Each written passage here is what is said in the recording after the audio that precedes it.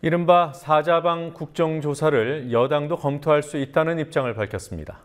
겉으로는 공무원 연금 개편과 무관하다고 했지만 사자방 국정조사를 요구하는 야당이 공무원 연금 개편에 어떻게 대응하냐에 따라 성사 여부가 갈릴 것으로 보입니다. 새정치민주연합이 MB정부 자원외교 5인방을 선정해서 발표했습니다. 3대 에너지 공기업 전현직 사장들은 자원외교 문제로 고발을 당했습니다. 경남 지역 무상급식을 둘러싼 도와 도교육청 갈등이 권한관계에 대한 법률 다툼 양상을 보이고 있습니다. 도지사 측은 도 조례를 내세웠고 교육청 측은 법률에서 근거를 찾고 있습니다. 아동 삶의 질이 OECD 최하위로 나타났습니다. 북한이 아니라 한국 얘기입니다. 뉴스 리뷰에서 상세히 알아보겠습니다. 뉴스 속에서는 아이폰 6 대란에 대한 박근혜 대통령의 8개월 전 예언을 들려드립니다. 11월 4일 화요일 뉴스K 잠시 후에 시작하겠습니다.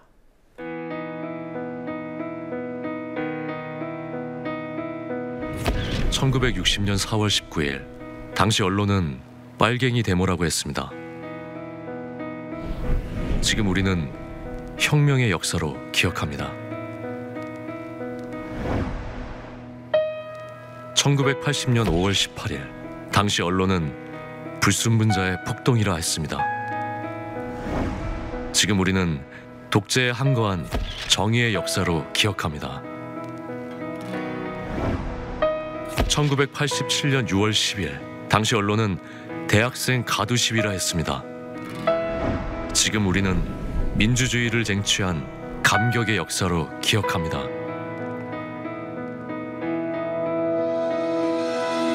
백 없고 돈 없는 노동자, 서민, 학생들이 스스로 타올라 역사를 만들었습니다. 현실은 다시 타오를 것을 요구하고 있습니다. 아니, 이미 타오르고 있습니다.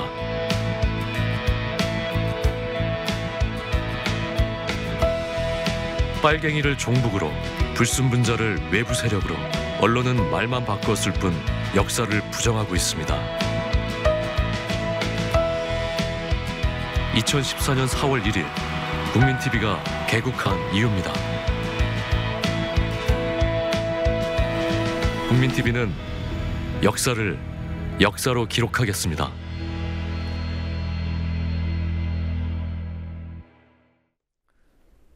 새누리당이 4대강, 자원외교, 방위산업비리 등 이명박 정부의 이른바 사자방 의혹에 대한 국정조사를 검토할 수 있다고 밝혔습니다. 여야 합의문에 국정조사 검토 문구를 담는 데 오늘 처음으로 동의했습니다. 새정치민주연합은 이명박 전 대통령과 이상득 전 의원, 최경환 현 경제부총리 등 자원외교 실패 5인방을 청문회에도 불러야 한다고 요구했습니다. 가계부채 폭증이 심각한 상황이지만 정홍원 국무총리는 국회 대정부 질문에서 이 문제에 대한 기본적인 물음에도 답하지 못했습니다. 정치권 취재하고 있는 PD 연결해서 알아보겠습니다. 권현주 PD. 네, 권현주입니다. 네. 자, 먼저 사자방 비리, 4대강 비리 그리고 자원외교 실패, 방위산업 비리 이 의혹들에 대한 새정치민주연합의 국정조사 요구에 새누리당이 긍정적인 입장을 밝힌 겁니까? 네, 새정치민주연합이 오늘 여야 원내대표 주례회동에서 사자방 국정조사를 강하게 요구했고 이에 새누리당은 검토하기로 했다고 우윤근 민주연합 원내대표가 밝혔습니다. 새누리당이 합의문을 통해 국정조사 검토 입장을 밝힌 건 오늘이 처음입니다. 김재원 새누리당 원내수석부대표는 세동훈 기자들과 만나 방산 비리에 대해서는 국정조사보다 검찰에서 수사해야 할 사안이라고 말하면서도 4대강과 자원외교 문제에 대해서는 간단한 사안은 아니라고 생각한다며 국정조사를 수용할 여지를 남겼습니다. 야당이 국정조사를 요구할 만큼 중요한 사안이라고 주장을 하고 있고 저희들도 이것이 지금 간단한 사안은 아니다라고 생각을 하고 국정감사의 과정에서도 수차례 지적이 되었고 또 그동안에 많은 문제점에 대해서 제기하고 있기 때문에 국민들의 그 관심도 충분히 크다라고 판단을 하고 있습니다. 그런데 지금 네. 자, 여당이 사자방 국조를 받으면 야당은 공무원 연금 개편안에 협조할 것이다. 이런 이른바 빅딜설이 있지 않았습니까? 이 부분은 어떻게 되는 겁니까? 네, 당초 두 사안의 거래를 제안했던 것으로 알려진 새누리당은 오늘 성격이 다른 사안이라며 한 발 물러선 태도를 보였습니다. 김재원 새누리당 원내수석 부대표는 주례 회동 후 사자방 국조와 공무원 연금 개편안의 연계 처리 여부를 묻는 질문에 양쪽 성격이 다르다고 이미 야당 원내대표가 말했다며 저희들도 둘 자체가 전혀 다른 성격의 사안이라고 본다고 말했습니다. 안규백 민주연합 원내수석 부대표는 사자방 문제는 공무원 연금의 성격, 현황과 다르기 때문에 연계해서는 안 된다는 입장을 재확인했습니다. 그러나 두 사안은 이미 한 테이블에서 논의되고 있어서 직접적인 거래는 아니어도 느슨한 연계는 있을 것이란 관측도 나옵니다. 자, 민주연합은 이 사자방 세 가지 가운데 자원외교 쪽에 조금 더 비중을 두는 것 같아요. 자원외교의 경우에는 청문회도 해야 한다 이런 요구를 하고 있군요. 네, 박원주 민주연합 대변인은 오전 브리핑에서 이명박 정부의 자원외교 실패의 5인방을 지목하며 이들을 불러 청문회를 해야 한다고 주장했습니다. 민주연합이 꼽은 5인방은 이명박 전 대통령과 이전 대통령의 형인 이상득 전 의원, 당시 지식경제부 장관이던 최경환 현 경제부총리, 박영중 당시 지경부 차관, 당시 외교자원 실무를 담당했던 윤상직 현 산업통상자원부 장관입니다.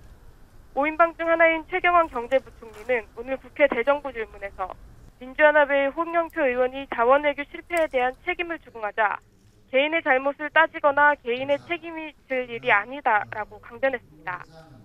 민주연합은 당 차원의 사자방 국정조사 요구와 더불어 국부유출 진상조사위원회에서 자원외교 비리를 정조준하며 공세를 이어갈 전망입니다. 가계부채 문제가 우리 경제 큰 근심거리 중 하나입니다. 정홍원 총리가 오늘 국회 대정부 질문에서 관련 질문을 받았습니다만 제대로 답변을 못했다고 해요. 어땠습니까? 민주연합 의원이 질의에 대해 정홍원 총리가 수차례 부총리의 질문해달라, 질문을 미리 받지 못해 답변을 준비하지 못했다고 답을 못하는 모습이 연출됐습니다.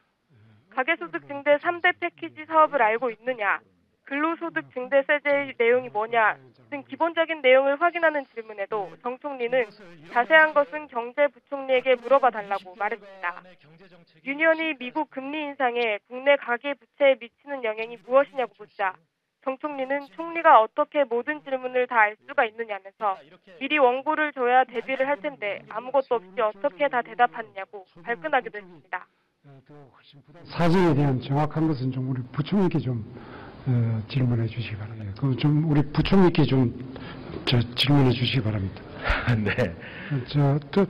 그 부분에 대해서는 우리 부총리께서 답변 드리도록 하겠습니다. 그건 제가 알지 못합니다. 어떻게 총리가 그걸 다 알 수가 있습니까? 그리고 그 질문을 하시면은 원고를 주셔야지 대비를 할 거 아닙니까? 아무것도 없이 어떻게 그걸 합니까? 그 부총리에게 좀 답변할 기회를 주십시오. 그 일방적으로 그걸 하지 마시고. 예.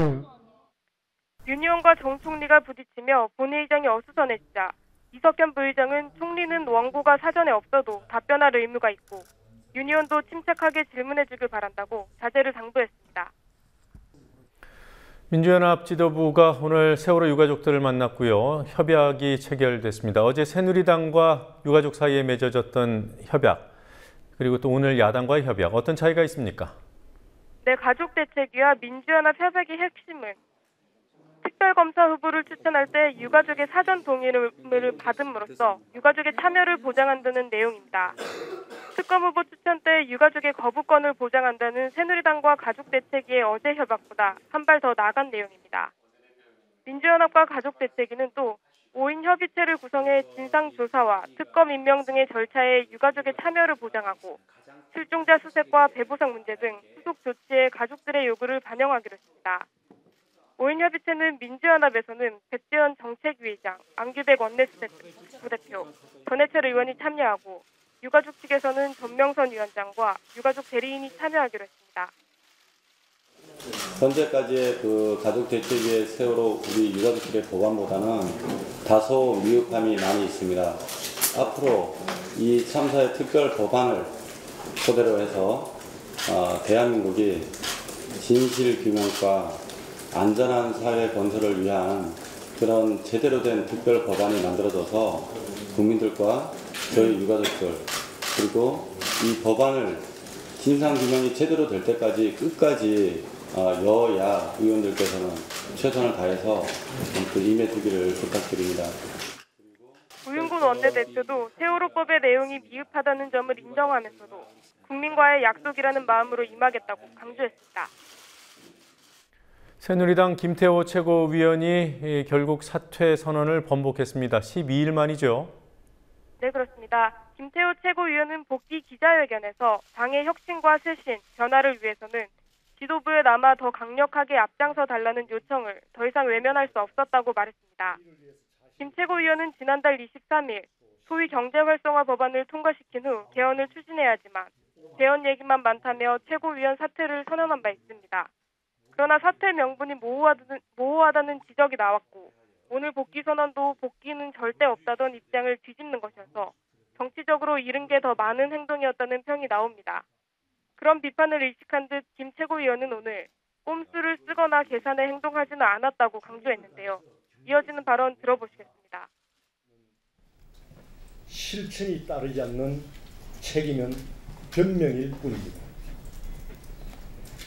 저의 사퇴를 두고 적극적이다, 돌발적이다 라는 비판이 있었습니다. 그것은 절대 아닙니다. 민주연합은 하루하루 살아가기 팍팍한 국민은 김 의원의 자충우돌 사퇴쇼엔 관심이 없지만 집권 여당 최고위원 한 사람의 가벼운 처신을 지켜보는 국민은 한숨만 나온다고 논평했습니다. 지금까지 국민TV 뉴스 권현주입니다.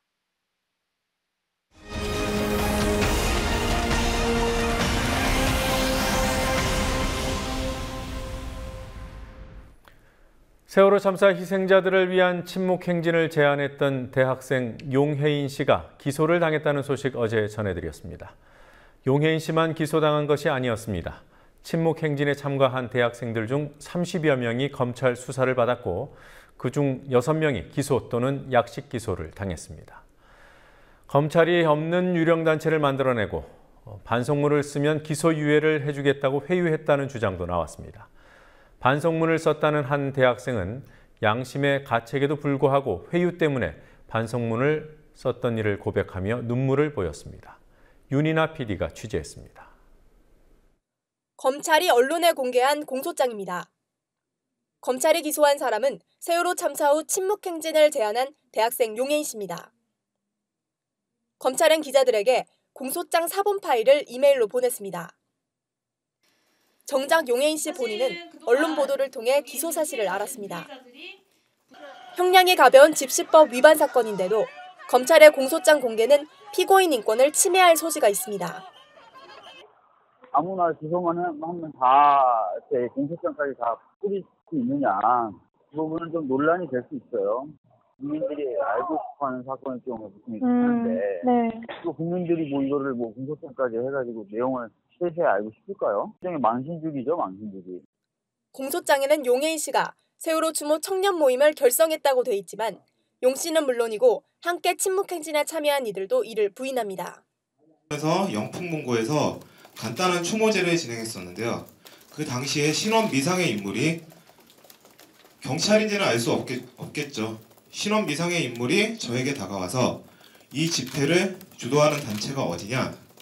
라고 얘기해서 그런 단체는 존재하지 않고 인터넷을 통해서 자발적으로 모인 사람들이다 라고 대답을 했고요.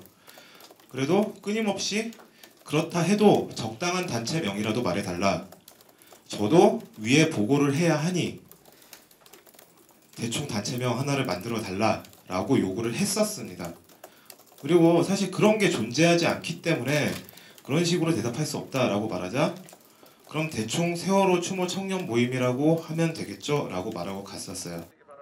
검찰은 지난 5월 18일 용혜인 씨가 기획한 침묵 행진이 신고된 집회 시간을 넘겼고 도로를 점거했다고 주장합니다. 하지만 용 씨는 신고된 집회 시간을 넘겨 행진이 이어진 것은 사실이지만 횡단보도를 건너려 할 때 경찰이 에워싸는 바람에 길을 터달라고 요구하며 연자 시위를 하게 됐다고 말합니다. 저희가 이미 집회 신고 장소인 동아면세점까지 가기 전에 이미 일민미술관에서부터 경찰한테 이렇게 막혀서 충돌이 있고 했던 상황이고요. 예. 건너가면서 이렇게 계속 실랑이와 이런 충돌이 있었던 거고, 그 이후에 침묵금지 계속 하려고 했는데, 경찰이 그 동아면세점 쪽에서 막아서면서 그 앞에서 이렇게 연자하고 했던 거죠. 5월 18일 침묵행진 당시 경찰은 150여 명의 참가자 중 100명을 연행했습니다. 6월 10일에는 침묵행진 참가자들이 행진이 끝난 뒤 다른 집회에 참석했다가 체포되기도 했습니다. 이렇게 5월 18일 또는 6월 10일 침묵행진에 참가했던 사람들 중 30여 명이 검찰 조사를 받았습니다. 이 과정에서 용해인 씨의 휴대전화가 압수됐고 검찰이 카카오톡 대화 내용들까지 들여다본 사실이 드러나 논란이 일기도 했습니다. 용해인 씨 등은 오늘 기자회견을 열고 검찰이 자발적인 세월호 추모 행동을 과도하게 탄압했다고 주장했습니다. 검찰 수사를 받고 기소유예 처분을 받은 대학생 안명진 씨는 반성문을 쓰면 기소유예 처분을 해주겠다는 검찰 수사관의 전화를 받았다고 당시 상황을 설명했습니다. 나이도 어리고 앞길이 창창하니 안 좋은 기록을 남길 필요 없지 않냐 이렇게 말로 타이르셔서 구석진 방에 가서 반성문을 쓰게 하셨습니다. 처음에 대략적으로 죄송하다 앞으로 이런 일 없게 하겠다라고 써서 갔더니 내용이 모호하니 다시 써라 하셨고 저는 어떻게 써야 하냐고 하다가 그 검사실에서 대기하시던 아버님께서 같이 가자고 하셔서 사실 그때 반성문을 쓰고 그리고 지장을 찍었습니다. 우리 검찰의 말 맞다나 아직 어리고 앞날이 창창한 제 삶의 궤적에 좋지 않은 흔적을 남기게 될 수도 있음에도 불구하고 이렇게 한 번 더 번복하고자 하는 것은 세월호 이전과 이후는 분명히 달라야 한다. 그런 다짐을 그저부터 실천해야 한다고 생각했고요. 검찰의 수사 과정에서 양심적 병역 거부로 구속돼 수감 중인 박정훈 씨가 침묵행진을 배후에서 주도했냐는 유도신문도 여러 차례 받았다고 주장했습니다. 차현자파의 집회위원장인 박정훈 씨가 이 집회를 주도한 것으로 보이는데 사실이냐라고 저한테 질문했습니다. 박정훈 씨는 4월 15일부터 이미 구속수감 중이었고 그래서 집회를 주도할 수 없는 사람이었다. 그래서 이 사실은 아니다 라고 이야기를 했는데 저한테 계속 다른 사항을 다시 신문하다가 다시 박정훈이 시킨 게 아니냐라고 또 물어보고 아니라고 하면 또 다시 다른 사항을 신문하다가 다시 또 박정훈 씨가 시킨 게 아니냐고 저랑 같은 검사실에서 조사받았던 분들이 다 그런 질문을 받은 걸로 알고 있고요. 자기 마음대로 이 사건을 재구성하고 이를 통해서 좀 큰 공안 사건을 만들려는 게 아닌가라는 어떤 불안감 혹은 심증 이런 게 계속 들었습니다. 결국 검찰은 용해인 씨를 정식 기소한 외에 다른 대학생 5명도 약식 기소했습니다. 어떤 단체성을 부과함으로써 애초부터 불법이 기획됐었다. 또 그런 어떤 단체의 수괴가 용해인 씨다. 이런 것들에 대한 인상을 주기 위한 기소로 보여집니다. 최근 대법원 판례의 취지라고 보면은 미신고 집회나 신고 범위 일탈한 집회, 심지어는 금지 통고된 집회라 하더라도 평화롭게만 진행되면은 처벌하기가 어렵다, 처벌할 수 없다라는 것입니다. 특히나 이번 집회는 전 국민적으로 세월호 참사에 대해서 애도하고 분노하는 시기에 이루어진 것이고 그 방법도 침묵을 한 채 행진하는 것에 불과했습니다. 처벌을 시도하는 것 자체가 좀 무리한 것이라고 볼 수가 있습니다. 국민TV 뉴스 윤인아입니다. 무상급식을 둘러싼 경상남도와 경남도 교육청 사이의 갈등이 권한 다툼 양상을 보이고 있습니다. 홍준표 경남도지사의 무상급식 감사 천명과 박종훈 교육감의 감사 거부 입장이 충돌한 뒤 양측은 법적 근거를 제시했습니다. 경남도 측은 도 조례에 무상급식에 대한 지도 감독권이 명시돼 있다고 주장했지만 경남교육청은 조례보다 상위인 법률에 급식 사무는 교육감 소관이라고 명시돼 있다는 점을 강조하고 있습니다. 김현주 PD가 보도합니다. 오늘 경상남도 의회 본회의에는 무상급식 문제로 날카롭게 대립 중인 홍준표 경남도지사와 박종훈 경남교육감이 모두 참석했습니다. 홍준표 지사는 어제 감사 없이는 도교육청에 지원하는 무상급식 예산을 끊겠다는 방침을 밝혔고 박종훈 교육감은 도의 무상급식 감사는 월권이라며 반발하는 상황. 두 사람은 본회의장 안팎에서 마주쳐도 서로에게 눈길조차 주지 않았습니다. 홍 지사가 예산 지원 중단 방침을 밝혔지만 박 교육감은 오늘 국민라디오 조상훈의 뉴스바 인터뷰에서 경남도가 월권 행위를 하려 한다며 기존의 감사 거부 입장을 굽히지 않았습니다. 서울을 포함해서 세 군데의 법률 전문가에게 자문을 요구를 했었고, 이미 이제 그 해석에 따라서 저희들은 경상남도가 우리한테 감사를 하겠다라는 것은 월권 행위다라고 규정을 지었고. 하지만 홍준표 지사는 경남 학교급식 지원조례 제15조에 급식경비 지도 감독권한이 명시돼 있다고 주장합니다. 이에 대해 박종훈 교육감은 도청과 도교육청은 수평적인 위치에 있는 기관으로 교육감 관할인 일선학교를 도가 감사하는 것은 월권이라는 입장입니다. 교육청의 법률 자문 결과도 조례보다 상위인 지방교육자치법과 학교급식법에 따라 학교급식 업무가 교육감 소관인 것으로 나왔다고 법률 자문에 관여한 관계자가 말했습니다. 뭔가 문제가 있어 감사를 피하는 것 아니냐는 지적에는 외부 감사를 받아야 한다면 감사원 감사를 받겠다는 입장으로 교육청은 지난달 30일 감사원에 감사 지원을 요청한 상태입니다. 경남의 2015년 초중고 무상급식 예산 1,286억 원은 도교육청이 482억 원, 경남도가 322억 원, 시군청이 482억 원을 부담하도록 계획돼 있었습니다. 교육청은 도가 내년부터 예산 지원을 중단하면 당초 지원하기로 했던 28만 5천 명 중 약 5만 명이 무상급식 혜택을 받지 못하게 된다고 밝혔습니다. 나아가 경남도는 관내 기초단체들을 압박하고 있습니다. 홍준표 지사는 기초자치단체에서 무상급식비를 지원하면 예산 여유가 많은 것으로 간주하고 그 예산을 다른 기초자치단체로 돌려 지원하겠다는 입장을 밝히고 있습니다. 도지사의 의지가 이러하다 보니 무상급식 예산 지원 여부를 재검토하는 기초단체들이 나오고 있습니다. 만약 모든 기초단체들이 예산을 지원하지 않으면 내년에는 20만 명 이상이 무상급식 혜택에서 제외된다고 교육청은 말합니다. 박 교육감은 홍 지사의 이러한 행보에는 정치적인 의도가 깔려있다는 시각을 보였습니다. 제가 참 구체적으로 말씀드리기는 불편한 부분도 있습니다만 지사께서 대선 행보를 하고 계신 것으로 다들 일반적으로 그렇게 추측들을 하고 있는 것 같습니다. 홍 지사가 지난달 29일 무상급식을 진보 좌파의 어젠다라고 규정한 것도 정치적 의도가 있다는 해석을 뒷받침하고 있습니다. 오늘 기자회견을 하려던 박종훈 교육감은 오는 11일 홍 지사가 시장과 군수들의 의견을 수렴할 때까지 상황을 지켜보겠다면서 회견을 미뤘습니다. 국민TV 뉴스 김현주입니다. 방송사 PD를 업무 실적이 미흡하다는 이유로 농군 학교로 보내는 인사를 정상적이라고 할 수 없습니다. 30년 동안 전화 안내 업무를 담당하던 직원에게 아파트 단지에서 경쟁사 홍보물을 제거하라고 업무를 시켰다면 나가라는 소리나 다름없습니다. 직원이 한 명뿐인 외딴섬의 주재소에 7년 넘게 근무를 시키는 건 사실상 유배라고도 할 수 있습니다. 공영방송인 MBC와 정보 입김이 여전한 거대 통신사 KT에서 실제로 벌어졌던 일들입니다. 김종훈 PD가 취재했습니다. 오늘 정오 서울 상암동 MBC 신사호가 언론노조 MBC 본부 소속 PD와 기자 등이 최근 MBC의 시사교양국 해체와 인사발령에 항의하는 기자회견을 열었습니다. 조직도상에서 올해로 30년째가 되는 교양국이 없어지고 또 여러 사람들이 정체를 알 수 없는 부서로 옮겨가고 머리 희끗희끗한 기자들이 업무 저성과자, 조직 부정자로 낙인시켜서 교육발령을 받고 이 모든 일들 너무 복잡합니다.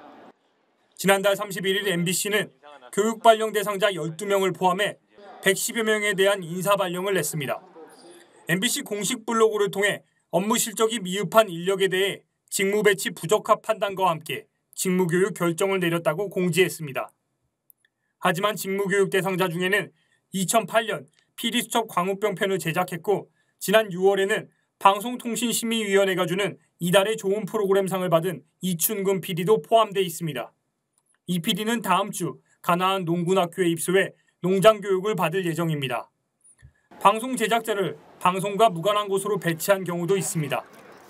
영화 제보자의 주인공으로 황우석 사태를 보도한 한학수 PD는 사업부서로 보냈습니다. 그런데 그 PD는 프란체스코 교황이 왔을 때도 2부작 다큐로 사람들에게 큰 호응을 받았었고, 또 최근까지 그리고 지금도 인기그룹 G.O.D 관련 프로그램으로 밤샘 촬영을 계속하고 있던 중이었습니다. 그런데 본인에게 이런 방구 설명도 없이 아무 이유도 없이 프로그램 잘 만들고 잘 해오던 PD 한 명이 갑자기 사업부서로 옮겨왔습니다. 그 부서가 무엇을 하는 곳인지 아무도 모릅니다. MBC의 이 같은 인사 조치는 MBC가 2012년 파업에 대한 보복 차원에서 단행한 이른바 신천교육대 인사발령의 재판이라는 평가가 나옵니다. 신천교육대 발령은 파업에 참가했던 PD, 기자, 아나운서 등 65명을 MBC 신천아카데미 등에 보내 브런치 교육 등을 받게 한 것으로 당시 서울 남부지법은 사측이 인사권을 남용한 부당한 인사여서 무효라고 인사발령 효력정지 가처분 결정을 내렸습니다. 김종호 언론인권센터 변호사는 인사발령은 경영진의 권한이란 점은 인정하면서도 그 발령에는 제대로 된 업무 평가가 전제돼야 한다고 말했습니다. 법이 그런 권한을 이제 사측이 주고 있는 건 맞는 것인데, 다만 그게 진정한 이제 업무 평가가 되었던 것이냐. 그러니까 단순히 경영상의 이유로 그들이 지금 제시하고 있는 근거가 명확한 것이냐는 좀 다른 문제거든요. 이 같은 지적에 대해 MBC 사측은 답을 피했습니다. 죄송합니다. 지금 제가 굉장히 바빠서 나중에 한번 다시 전화를 계속 제가 오전에도 계속 걸어가지고 짧게만 그냥 한 말씀 드릴게요. 제가 좀 정말 틈이 없어서요. 너무 죄송합니다. 한편 오늘 오후 서울 여의도 국회의원 회관에서는 또 다른 직장 내 괴롭힘 토론회가 열렸습니다. 지난 4월 8,300여 명 규모의 구조조정을 단행한 KT의 사례를 소개하고 논의하는 자리였습니다. KT는 구조조정을 위해 노동자의 자존감을 낮추는 업무를 시키는 방식으로 스스로 나가도록 했다는 주장이 나왔습니다. 한 명예퇴직자는 안내전화 담당자였던 자신에게 아파트 전단지 살포와 타사 홍보물 제거 업무를 시켰다고 증언했습니다. 거기서 괴롭힘은 망신주기입니다. 첫 번째 망신주기. 그래서 그 망신주기가 뭐냐면 층계 발령을 해서 전단지를 이제 아파트 같은 데 못 뿌리게 하잖아요. 그러니까 그거를 한 8,000매 10,000매씩 1인당 해줘서 그걸 갖다 뿌리라고 해놓고 팀장이 감시를 하는 거예요. 지금 어디 있냐? 우리로 어디 있다냐면 와서 확인하고, 타사의 그 인터넷 걸개 그 광고물 이렇게 전주에 이렇게 붙어 있는 것들 덜어 보실 거예요. 다른 우리도 하지만 다른 회사도 있고, 그거를 떼오게 만드는 거죠, 우리들한테, 여자들한테. 비록 오래된 사례지만 본인의 의지와 무관하게 외딴 섬의 1인 주재소에서 7년 넘게 사실상 유배를 당했다는 직원도 있습니다. 일꾼을 사랑하지 않는 회사, 인간의 기본성을 망가뜨리는 회사, 그 주인이 없는 회사라고 하지만은 단기적인 수익만 올리고 효과를 받고 나가는 그러한 바람개비 경영자가 있는 이상은 이게 바뀌지 않는다고 저는 생각을 합니다. 토론회에 참여한 희망을 만드는 법 김동현 변호사는 경영권도 중요하지만 노동자의 인격권과 존엄을 침해해서는 안 된다고 강조했습니다. 이제 노동자의 인격권이나 아니면은 노동자의 인간의 존엄을 침해하는 형태로 이루어지는 것은 문제가 있고, 그것의 이제 갈등 관계에 있어서 가장 중요하게 판단해야 될 가치는 결국 노동자의 인격권을 보장하지 넘지 않는, 침해를 넘지 않는 한도 내에서 사용자의 업무 지시권이 이루어져야 된다는 것이죠. 국민TV 뉴스 김종훈입니다. 방위산업 비리 의혹은 국정감사 이후 야권에서 진상조사가 필요하다고 주장하는 3대 비리 가운데 하나입니다. 최근 국정감사 등을 통해 드러난 방산 비리 사례는 대형 군함에서 방탄복에 이르기까지 다양합니다. 그리고 2011년에는 만원짜리 USB를 95만 원에 사들였던 군납 비리도 있었습니다. 강신혜 PD가 보도합니다. 최근 국정감사를 통해 방위산업비리의 대표 사례로 부각된 통영함입니다. 통영함은 천안함 사건 이후 총 1,590억 원을 들여 만든 구조함으로 지난 2012년 9월에 진수됐습니다. 당시 군 당국은 국내 기술로 만든 최첨단 구조함이라고 선전했습니다. 하지만 진수된 지 2년이 지나도록 현장에 투입되지 못하고 있습니다. 주요 장비인 음파 탐지기와 수중 탐색기의 결함 때문에 세월호 참사 때도 무용지물이었습니다. 통영함 납품 비리 의혹을 수사 중인 검찰은 음파 탐지기와 수중 탐색기의 시험 성적서가 위조됐고 방위사업청이 원가가 2억 원인 음파 탐지기를 41억 원에 구입했다고 밝혔습니다. 올해 국정감사에서는 통영함 외에도 다수의 군납 비리와 무기 개발을 둘러싼 예산 낭비 사례들이 부각됐습니다.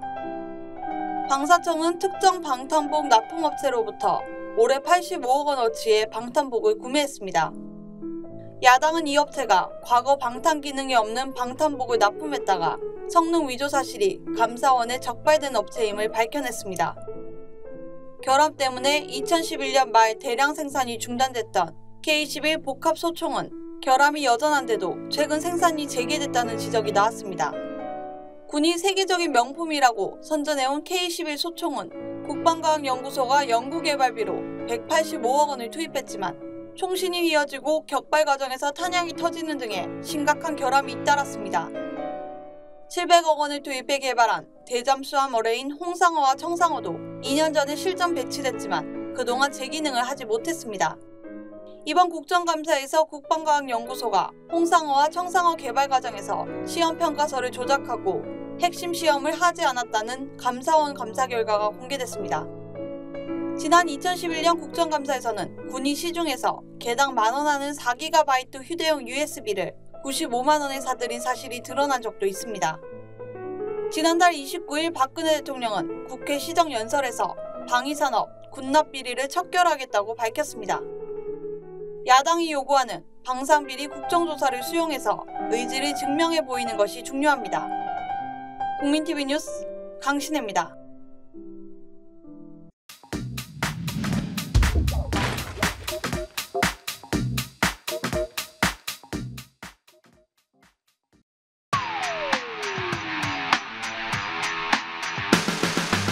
또 최근 휴대폰 보조금과 개인정보 보호 등 이 통신 정책에 대한 국민의 관심이 어느 때보다도 높습니다. 어떻게 하면 국민들이 적정한 가격에 질 좋은 서비스를 누릴 수 있을 것인가를 기준으로 해서 세심한 제도 보완을 지속해 주기를 바랍니다.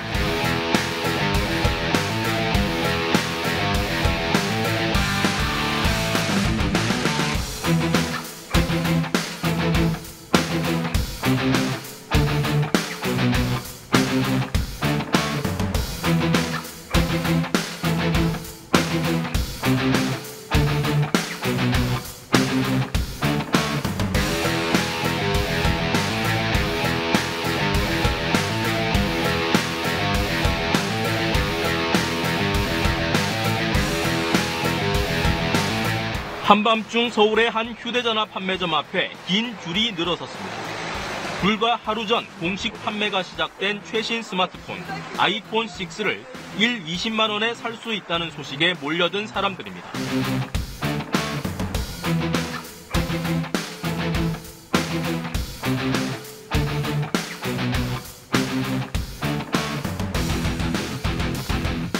스마트폰 가격이 시장과 장소에 따라서 몇 배씩 차이가 나고 최근에 보도된 것처럼 스마트폰을 싸게 사려고 추운 새벽에 수백 미터 줄까지 서는 일이 계속돼서는 안 될 것입니다.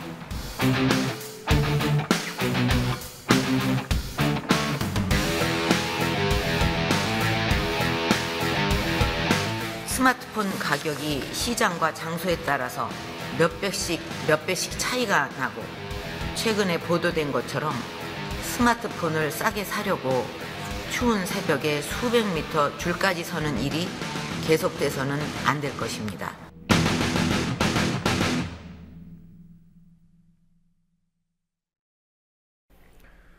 (5년) 전 월성 원전 1호기 폐연료봉 낙하 사고 당시에 한수원은 작업원 1명을 들여보내서 폐연료봉을 수습시켰습니다. 당시에 폐연료봉을 수습했던 직원은 피폭 선량을 측정하는 개인 기기를 압수당한 상태로 투입됐다고 주장하고 있습니다. 환경단체들은 구체적인 사고 경위를 밝히라면서 청문회를 요구하고 있습니다. 노지민 PD와 함께 상세히 알아보겠습니다. 어서 오십시오. 안녕하십니까? 네, 어제도 이 얘기를 좀 했습니다. 여러 가지 의혹들이 계속 제기되고 있습니다.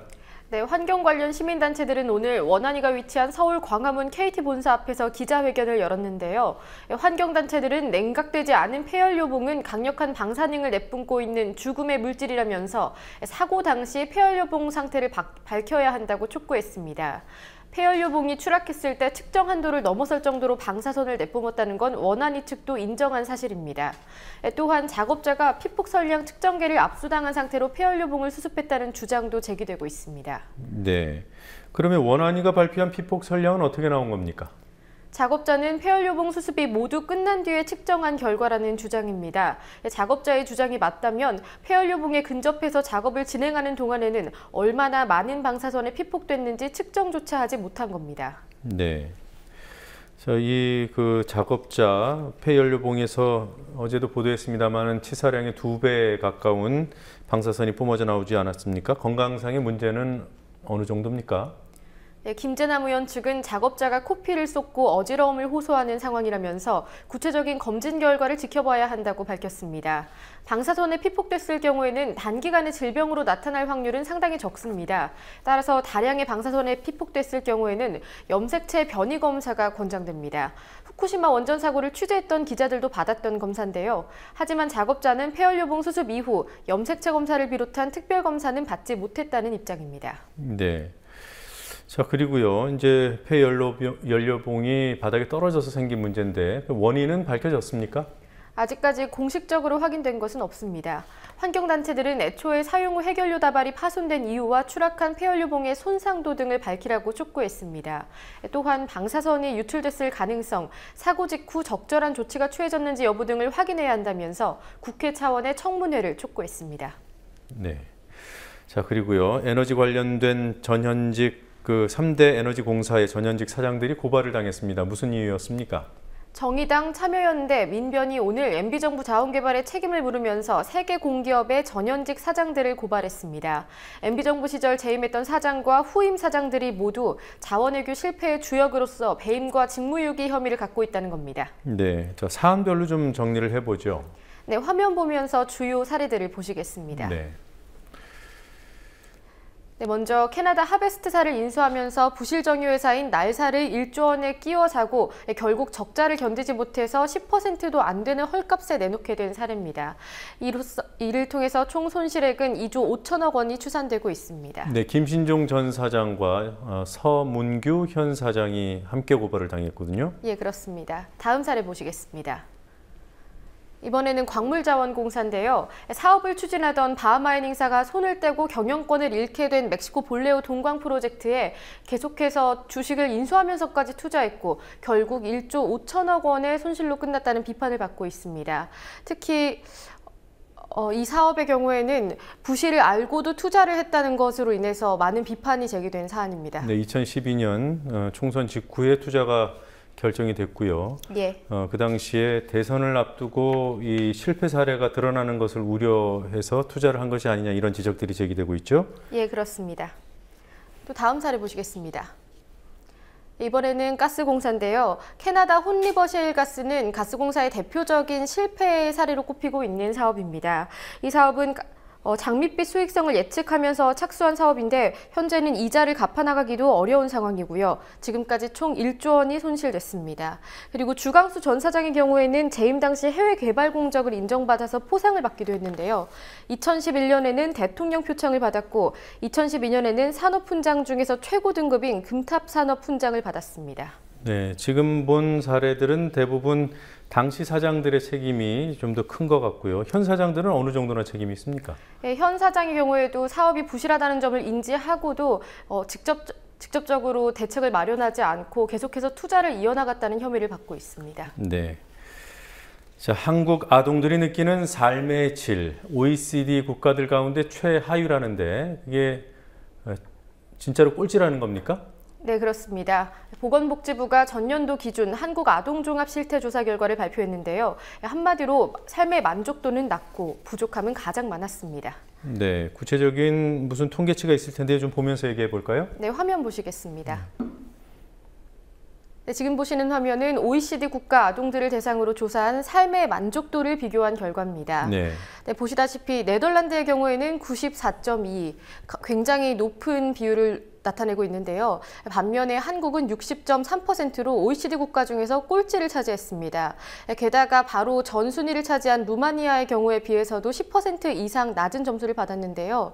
지금 보시는 삶의 만족도는 영아 사망률, 학업 성취 등 11개 구간 내에서 아동이 스스로의 삶을 인지하는 수준을 비교한 수치입니다. 그러니까 100이 최고 점수가 되는 건가요? 예, 그렇습니다. 네, 우리나라가 한국이 60.3, 1위인 네덜란드가 94.2고요. 우리 바로 위가 루마니아인데 루마니아와 우리의 격차도 상당히 많이 벌어져 있군요. 예, 상당히 낮은 수치로 한국이 독자적으로 꼴찌를 기록했습니다. 예, 다음 화면 보시겠습니다. 네, 이건 아동 결핍 지수라고 돼 있네요. 예, 아동 결핍 지수는 하단에 있는 설명을 보시면 알 수 있다시피 하루 3끼 섭취, 그리고 교과서의 도서 보유 등 14개 항목 중에서 2개 이상의 아니오라고 답변한 아동의 비율입니다. OECD가 아동 빈곤도를 측정하는 기준으로 삼고 있고 유니세프가 개발한 지수인데요. 한국은 이 지수에서 54.8%로 상당히 많은 불만을 갖고 있는 것으로 나타났습니다. 반면에 2위를 차지한 헝가리의 경우에는 31.9%로 한국의 거의 절반에 가까운 결핍 지수를 나타냈고요. 반면에 아이슬란드는 0.9%, 그러니까 1% 미만이 결핍된 것으로 나타났습니다. 네, 빈곤에 관한, 식품 빈곤에 관한 조사도 있었습니까? 네, 보건복지부의 조사 결과 한국 아동의 8%는 돈이 없어서 먹을 것을 사지 못하는 식품 빈곤을 경험했다고 답했습니다.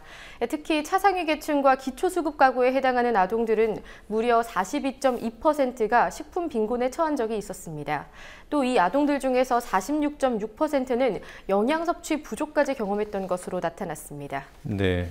앞서 보셨던 아동 삶의 질 지수하고 결핍 지수는 OECD 국가들 간의 비교를 하는 국제 지수고, 예. 지금 설명해 주는 식품 빈곤과 관련된 수치는 우리 정부가 조사한 결과군요. 예, 보건복지부의 기준에 따라서 진행된 조사입니다. 네. 자, 쌍용 자동차 해고 노동자들이 매일 2,000배씩을 하겠다고 밝혔어요. 어떤 이유입니까? 네, 오는 11일이면 쌍용차 노동자들이 해고된 지 2000일이 됩니다. 그로부터 이틀 뒤인 13일에는 쌍용차 정리해고에 대한 대법원 최종 선고일인데요. 이 최종 선고를 앞두고 현명한 판결을 바라면서 2,000배를 시작한다는 겁니다. 노동자들은 오늘 정리해고 이후 희생된 쌍용차 노동자와 가족 25명의 이름을 순서대로 호명한 뒤에 2,000배 호소 농성을 시작했습니다. 네, 이제 매일 그렇게 한다는 거죠. 예, 그렇습니다. 그리고 이 쌍용차 노동자들이 김무성 새누리당 대표를 향해서 약속을 지켜라 이런 요구도 했더군요. 어떤 내용입니까? 네, 김무성 대표는 2012년 지난 대선 당시에 총괄 선대본부장으로서 5대 종단 원탁회의를 연 적이 있는데요. 이때 사회통합적 관점에서 쌍용차 문제 해결을 위한 협의 테이블을 마련하겠다고 밝혔습니다. 또한 대선 직후 첫 국회에서 쌍용차 국정조사를 시행하겠다고 약속했습니다. 하지만 대선이 끝나고도 2년이 된 지금 김 대표는 쌍용차 사태에 대해서 별다른 언급을 하지 않고 있습니다. 네. 현대기아차가 미국에서 연비를 과장했다가 과징금을 물게 됐다는 소식이 있던데요. 어떤 내용입니까? 네, 현대기아차가 1억 달러, 하나로는 약 1,073억 6천만 원의 사회적 배상금, 그러니까 일종의 과징금을 내게 됐습니다. 미국 법무부와 환경보호국은 어제 현대기아차의 연비 과장에 관한 조사 결과를 밝혔는데요. 지난 2012년 갤런당 1.6km씩 연비를 과장했다면서 현기차 측이 과징금을 내기로 합의했다고 발표했고요. 현기차는 또한 온실가스 감출 관련 포인트를 475만 점 삭감당하게 됐습니다. 미국 언론은 이번 포인트 삭감의 가치를 2억 달러 정도라고 추산했습니다. 하나로는 약 2,200억 원 수준입니다. 네, 이게 사상 최대 규모라고 하던데요. 그러니까 현대기아차가 부과받게 된 과징금으로서 사상 최대라는 겁니까? 예, 미국에서 청정대기법에 근거해서 내게 된 과징금으로는 최대 수준이라는 겁니다. 네, 그러니까 현기차를 포함한 모든 기업을 대상으로 한 그런 과징금 수준에서 최대라는 거군요.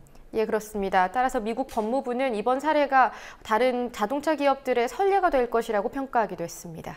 알겠습니다. 여기까지 보도록 하겠습니다. 수고했습니다. 예.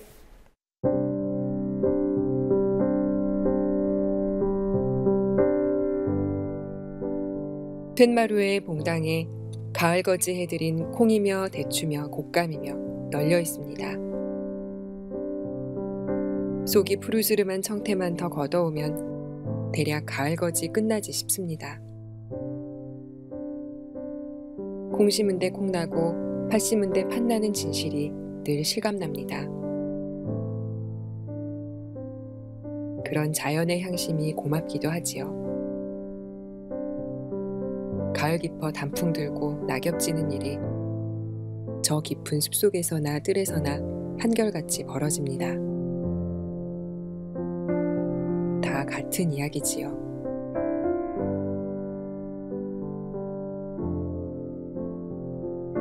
그런 자연에 나를 비추어 볼 수 있어 더 좋은 가을입니다.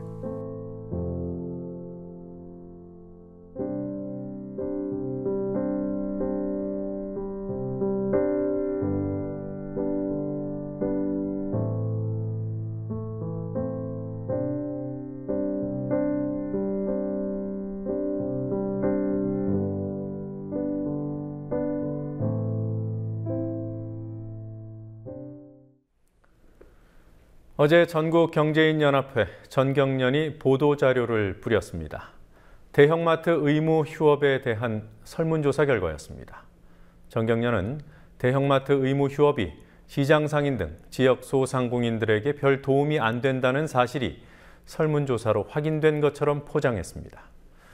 대형마트가 매달 2번씩 1년에 24번을 쉬지만 그것 때문에 소비자들이 전통시장에서 장을 보는 경우는 1년에 0.92회, 그러니까 고작 하루 정도 늘어나는 데 그쳤다는 게 요지였습니다.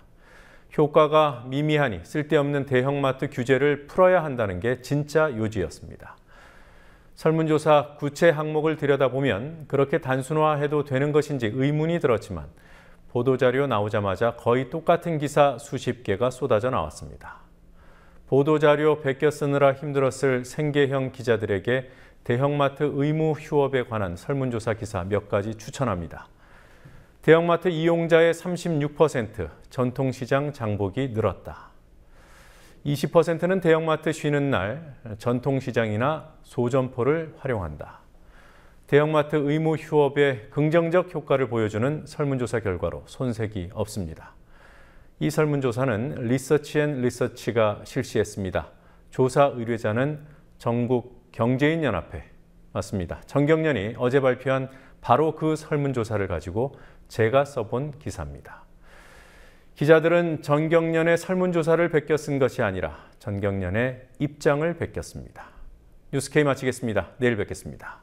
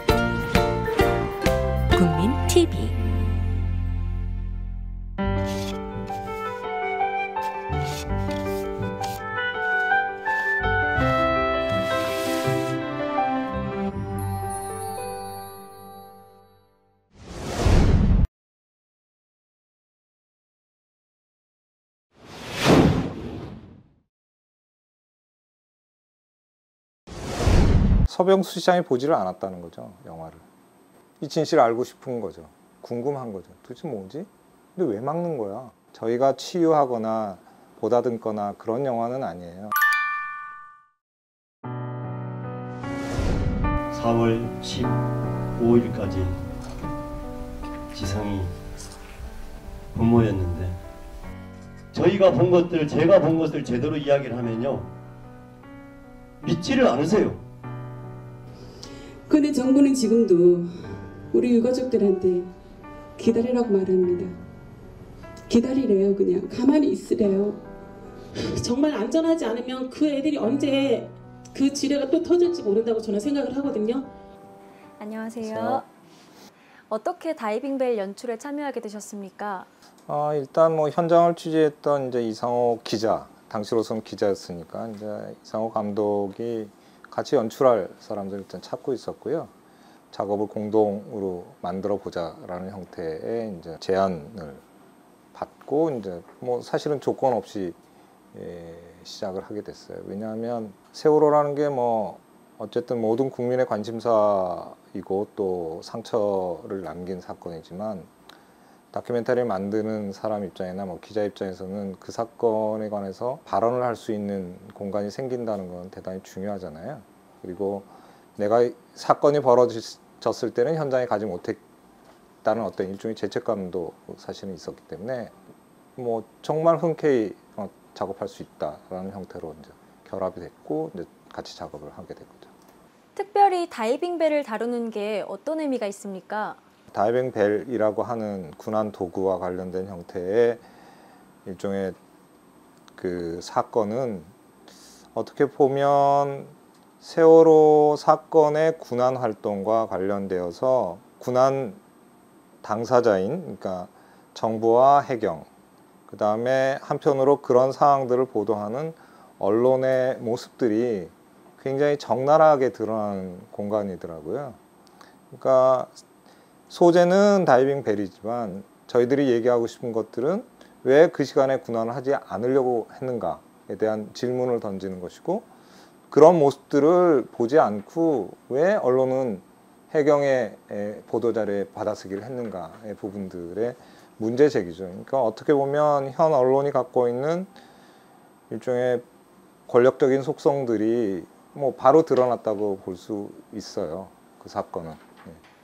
영화에서 어떤 장면을 가장 부각시키고 싶으셨어요? 이종인 대표가 기자들한테 둘러싸여 있는 그 공간이에요. 그러니까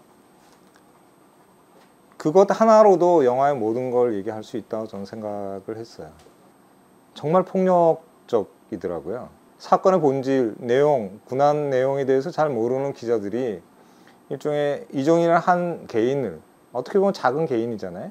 개인을 일종의 질문으로 말하자면 토끼몰이를 하는 그런 모습들에 어떻게 보면 진짜 전율을 느낄 정도로 폭력적이다라는 부분들. 자, 처음부터 구하실 수 있다고 생각하셨어요? 못 구한다기보다는 안 구하신 거죠, 지금? 아직도 해경이나 언딘 쪽에 섭섭한 부분이 있습니까? 실험이라는 이야기가 있었어요. 거기에 대해서 어떻게 생각하십니까? 더 빨리 하실 수 있다면 더 빨리 수습하는 게 더 낫지 않나요? 공이 누구다, 이것 때문에 돌아오시다는 말 자체가 너무 궁색한 변명인 것 같습니다. 세월호 밑에서 기다리던 수종자들이 굉장히 많았는데요. 하실 말씀 있으시면 해보시죠. 왜 그 사람이 모든 군안 활동을 책임져야 되는 당사자인 것처럼 질문하는지 모르겠다라는 거죠. 그 질문 자체가 언론이 제대로 자신의 역할을 하지 못하면서 일정한 희생양을 잡아서 쏟아내는 분노와 이렇게 화풀이 같은 것처럼 느껴졌거든요. 오히려 더 취재해야 될 대상이 어디인가, 당신은 어느 공간에 가서 그런 질문을 해야 되는가들을 거기 현장에 있는 기자들한테 오히려 질문하고 싶었던 거죠. 이상호 기자가 나오는 부분이 너무 많은 비중을 차지한 건 아닌가요? 뭐 그건 당연한 거 아닌가요? 반대로 얘기하면. 그러니까 어쨌든 이상호라는 기자가 현장을 돌면서 취재한 덩어리잖아요. 그러면 뭐 주인공이 될 수 있고 또 취재자이자 어떻게 보면 영화의 이제 주인공으로 나오고 있는 거죠. 실제로는 뭐 이상호 기자가 취재하는 과정 자체가 이야기 구조예요. 그러니까 거기에 취재 대상이 이종인과 다이빙벨인 것이고 그 안의 관계 속에서 말하자면 권력의 속성, 언론의 속성이 나오는 거죠. 이상호 기자와 공동 작업을 하시면서 뭐 다투신 적은 없으십니까? 많이 다투죠. 그러니까 그 뭐 의견이 다른 것일 수 있고 또 현장을 굉장히 뜨겁고 분노와 함께 있었던 취재 기자하고 일종의 본사에서 데스킹을 하면서 현장을 바라봤던 사람하고의 온도차는 분명히 존재를 하잖아요. 저는 차분하게 온도를 좀 낮추는 역할을 한다면 이상호 기자는 그 온도의 적정선, 그러니까 자기의 온도를 낮추는 부분들은 이해를 하면서도 뭐라 그럴까, 현장의 어떤 그런 치열함이나 분노들을 전하고 싶은 욕망들, 또 그런 소리들이 저한테는 이제 정리하는 과정에서는 대단히 도움이 된 것이고, 그리고 오히려 제작 과정에서 이상호 기자한테 질문을 많이 던지는 사람이 되는 거죠. 그런 부분들이 없었다면 뜨거운 남자 두 사람이 만들었거나 반대로 조금 더 냉정한 사람 두 사람이 만들었다면 그런 강약의 조절이 오히려 안 되지 않았을까라는 생각도 들어요. 네. 서병수 부산시장은 다이빙벨이 정치적 중립성을 훼손할 수 있는 작품이다라고 말하면서 상영 금지 입장을 공식적으로 내비쳤었는데요. 혹시 이런 정치적 외압을 많이 받으셨습니까? 감독 입장에서는 뭐 저한테 직접적으로 전화 오거나 이런 경우는 없었기 때문에 뭐 제가 그러니까 피부로 느꼈다 아니면 뭐 실제로 전화를 받았다 이런 경우는 일단 없고요. 그리고 문제의 핵심은 뭐냐면 서병수 시장이 보지를 않았다는 거죠, 영화를. 보지 않은 상태에서 뭐 중립성 얘기를 하는 것도 이상한 것이고요. 다이빙벨이라는 단어가 그렇게 정치적인 메시지를 정말 담은 것인지가 오히려 궁금해지는 형태의 발언이었다고 저는 생각이 들어요. 오히려 다이빙벨 이런 것도 우리 저 피해자 가족이나 이런 또 언론에서 그 기능을 제대로 모르고 그게 효과가 있는 게 아니냐 그러니까 없는 줄 뻔히 알면서 투입해갖고 지금 다이빙벨이 그렇게 해놓고 나서 나라에 한 1억 7, 8천 또 그 작업비 보상 청구했죠. 이거 국민의 혈세로 또 지급해야 되는 거 아닙니까? 인정되면은? 다이빙벨에 대해서는 지금 의원님 지적대로 무용했다 하는 점에 대해서는 그 당시 이제 그 실종자 가족들이나 다 국민들이 공감하고 있었던 부분이기 때문에 그 세월호 국정조사 때도 다이빙벨 투입한 것 자체가 군안 활동을 방해했다라든지 군안 활동을 방해했기 때문에 살인죄를 적용해야 된다라든지 하는 발언, 그 다음에 서병수 시장의 발언, 그 이후에 국감에서도 다이빙벨에 관한 형태의 논의들이 왜 그 단어, 그 군안 도구에 대해서 이렇게 경기를 느끼는 것일까? 그것도 정치권이. 그러니까 그런 부분들이 오히려 지금도 풀리지 않는 의문이라고 생각하고 있어요.